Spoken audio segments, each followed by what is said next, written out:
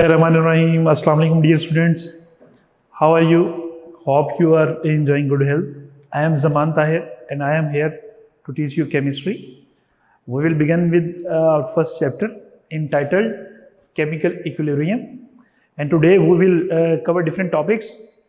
First of all, we will briefly describe chemical reactions. Then I will describe about reactants, products, and the types of reaction, irreversible reactions and reversible reactions. सबसे पहले बात करते हैं chemical reactions की। तो chemical reactions जो हैं वो होते क्या हैं? जनरली हम ये देखते हैं कि एक या एक से ज़्यादा चीज़ें जो हैं वो केमिकली रिएक्ट करें और उससे नई प्रोडक्ट्स बनाएं, नई चीज़ें बनाएं, तो इसको हम कहते हैं कि वो क्या है? केमिकल रिएक्शन है। इनमें इनका फेज चेंज भी हो सकता है, लेकिन फेज नहीं भी चेंज हो सकता। ये डिपेंड कर रहा होता है डिफरेंट कंडीशंस के ऊपर। तो केमिकल रिएक्शन जो है,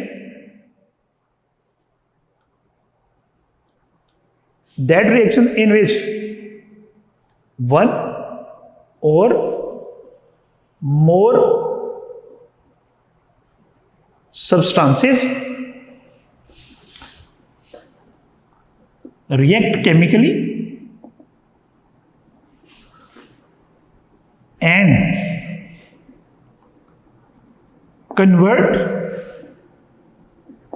into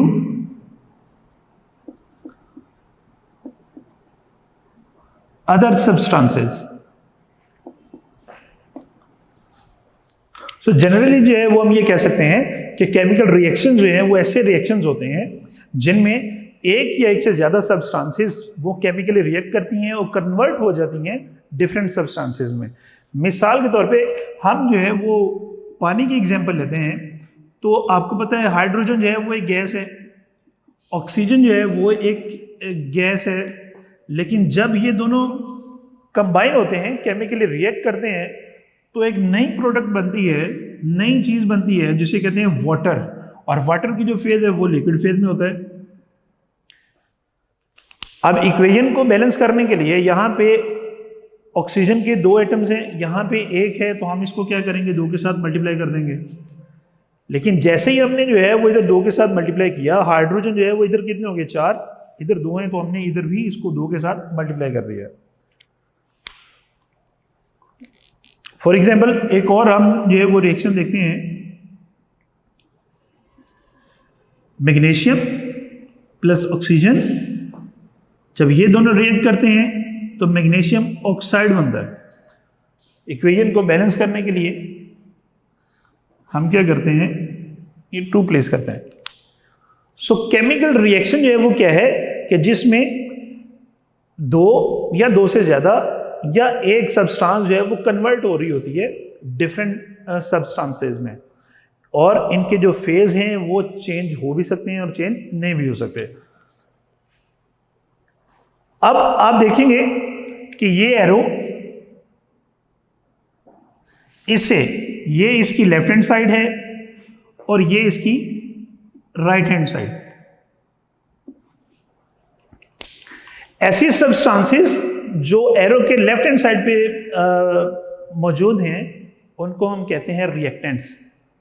ये आपस में रिएक्ट करती हैं तो दूसरी चीज़ें जो है वो नई चीज़ें बनती हैं।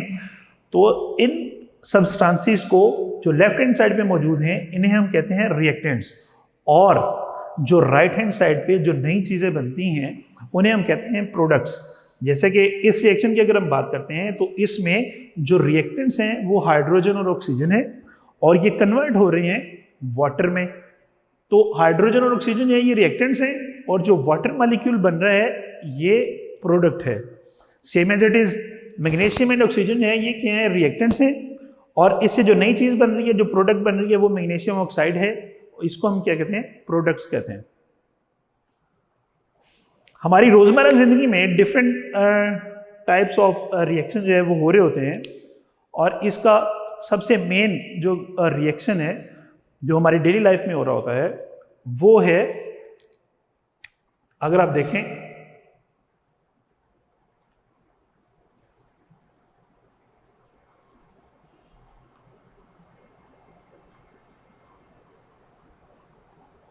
प्लांट्स सनलाइट को एब्जॉर्ब करते हैं और इसकी मौजूदगी में कार्बन डाइऑक्साइड और वाटर के साथ मिलकर अपनी फूड प्रिपेयर करते हैं। इस रिएक्शन को, इससे जो नई प्रोडक्ट्स बनेगी C6H12O6 प्लस ऑक्सीजन, इस केमिकल इक्वेशन को बैलेंस करने के लिए हम क्या करते हैं, कांस्टेंट्स आपने जो है वो इनके साथ मल्टीप्लाई किए। अब ये जो केमिकल इक्वेशन है वो बिल्कुल बैलेंस केमिकल इक्वेशन है। ये जो रिएक्शन है जिसमें कार्बन डाइऑक्साइड और वाटर जो है वो आपस में मिलते हैं, पौधे सूरज की रोशनी को यूटिलाइज करते हैं और शुगर्स बनाते हैं, ग्लूकोज बनाते हैं और साथ में क्या ऑक्सीजन प्रोड्यूस कर रहे होते हैं। इस केमिकल रिएक्शन को हम कहते हैं फोटोसिंथेसिस। ये जो सारे का सारा प्रोसीजर है जिसमें प्लांट्स जो हैं वो अपनी फूड प्रिपेयर कर रहे होते हैं, उसको कहते हैं फोटोसिंथेसिस। फोटोसिंथेसिस के अमल में वो क्या करते हैं, ऑक्सीजन जो है वो प्रोड्यूस कर रहे होते हैं। अब ये जो ऑक्सीजन है, ये ऑक्सीजन ह्यूमन बीइंग्स वो यूज करते हैं, हम इनहेल कर रहे होते हैं। इनहेल करने से हमारे बॉडी में डिफरेंट रिएक्शंस होते हैं, उसके नतीजे में एनर्जी प्रोड्यूस होती है। उस एनर्जी की वजह से हम डिफरेंट काम जो है वो सर अंजाम देते हैं। हम इनटेक कर रहे हैं ऑक्सीजन और एक्सेल करते हैं carbon dioxide gas. Carbon dioxide gas जो हम एक्सेल कर रहे होते हैं वो यही प्लांट्स जो है वो एब्जॉर्ब करते हैं और उसी से फूड प्रिपेयर कर रहे होते हैं और ऑक्सीजन प्रोड्यूस करते हैं। तो ये एक नेचुरली जो है वो साइकिल चल रहा होता है। अब हम बात करते हैं इरिवर्सिबल रिएक्शंस की। ऐसे रिएक्शंस के जिनमें रिएक्टेंट्स कंप्लीटली कन्वर्ट हो जाते हैं प्रोडक्ट्स में, उन्हें हम कहते हैं इरिवर्सिबल रिएक्शंस। फॉर एग्जांपल, हमने बात की हाइड्रोजन की और ऑक्सीजन की। हाइड्रोजन और ऑक्सीजन आपस में रिएक्ट करते हैं और वाटर मॉलिक्यूल बनता है। अब ये एक स्टेबल कंपाउंड है, इसको दोबारा अगर हम रिवर्स करेंगे तो हाई अमाउंट ऑफ एनर्जी हमें रिक्वायर्ड होगी, तब जाके ये डिसोसिएट होंगे हाइड्रोजन में और ऑक्सीजन में। लेकिन for the time being hydrogen और ऑक्सीजन आपस में मिलते हैं और पानी का एक मॉलिक्यूल बनाते हैं। ये एक क्या है, फॉरवर्ड रिएक्शन है। मींस ये एरो आपको शो कर रहा है from left hand side to right hand side, ये फॉरवर्ड रिएक्शन है। Another example we have saw that magnesium element atom and oxygen atoms combine together and form magnesium oxide। Magnesium और oxygen के atom मिलते हैं और magnesium oxide बनाते हैं। तो ये भी रिएक्शन क्या है, कंप्लीट रिएक्शन है। इसमें प्रोडक्ट्स जो हैं वो टोटली, रिएक्टेंट्स जो हैं वो टोटली कन्वर्ट हो गए प्रोडक्ट्स में। तो ये क्या है, इरिवर्सिबल रिएक्शन है। अब रिवर्सिबल रिएक्शन जो है वो ऐसे रिएक्शंस होते हैं कि जिनको फॉर एग्जांपल हम बात करते हैं कैल्शियम कार्बोनेट को जब हम हीट करते हैं तो ये डीकंपोज होता है कैल्शियम ऑक्साइड और कार्बन डाइऑक्साइड गैस में। अगर ये एक ओपन सिस्टम, अगर हमारे पास एक फिनोमेना हो तो फिर फॉर एग्जाम्पल कि ये हमारे पास अगर ओपन सिस्टम है तो ये देखिए यहां पे ये एक फ्लास्क है, फ्लास्क में हमने लिया हुआ है जी कैल्शियम कार्बोनेट। ये एक ओपन सिस्टम है। जब हम इसको हीट करते हैं तो ये डीकंपोज होता है।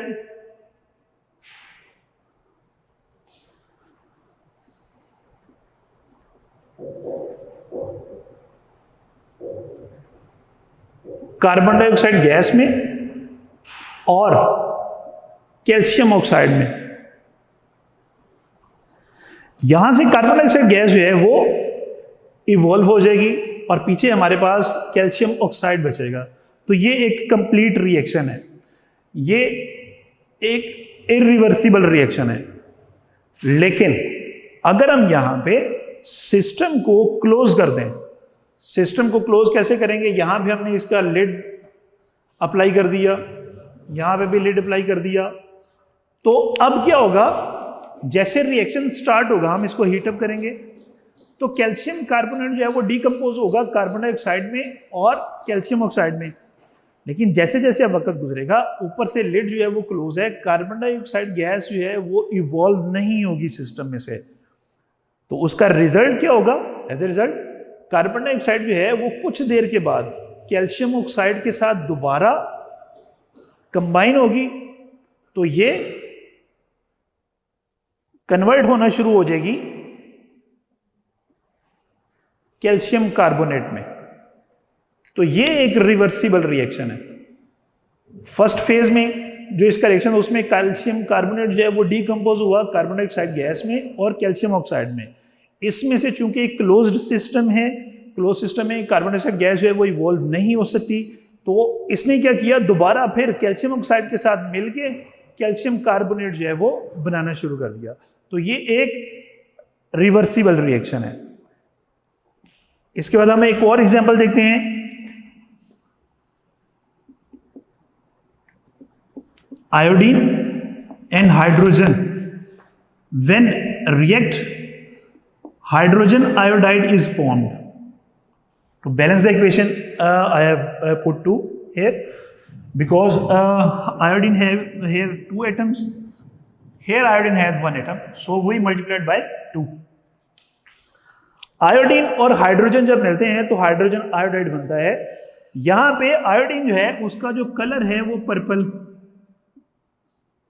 और हाइड्रोजन जो है वो कलरलेस है। जो हाइड्रोजन आयोडाइड प्रोडक्ट बनती है वो भी कलरलेस प्रोडक्ट है। तो रिएक्शन कंप्लीट कब होगा, हमें कैसे पता चलता है कि रिएक्शन कंप्लीट हो गया कि जब आयोडीन का पर्पल कलर जो है वो वैनिश हो जाता है, एक कलरलेस प्रोडक्ट हमारे पास बन जाती है, तो इसका मतलब है रिएक्शन जो है वो कंप्लीट हो गया है। लेकिन जब हम दोबारा जो है वो हाइड्रोजन आयोडाइड को हीट अप करते हैं, इसको हीट अप करेंगे तो ये दोबारा डीकम्पोज हो जाएगा आयोडीन में और हाइड्रोजन में, और आयोडीन का जो पर्पल कलर है वो दोबारा जो है वो अपीयर हो जाएगा। अगर इन दोनों रिएक्शंस को कंबाइन करके लिखें तो हम इस तरह लिख सकते हैं कि आयोडीन जब हाइड्रोजन से रिएक्ट करती है तो हाइड्रोजन आयोडाइड बनाती है, और ये हाइड्रोजन आयोडाइड जब डीकम्पोज होता है अपॉन हीटिंग तो ये दोबारा अपने अपने कंस्टिट्यूएंट्स में कन्वर्ट हो जाता है, जैसे कि आयोडीन और हाइड्रोजन में। तो रिएक्शन कंप्लीशन का हमें कैसे पता चलेगा, जब आयोडीन का पर्पल कलर जो है फॉरवर्ड रिएक्शन में वो वेनिश हो जाता है, और जब रिवर्स रिएक्शन होता है तो आयोडीन का पर्पल कलर जो है वो दोबारा वो गेन कर लेता है। तो ये जो है वो एक रिवर्सिबल रिएक्शंस हैं। So this is our first lecture, hope you are enjoyed. Okay, see you then. Allah.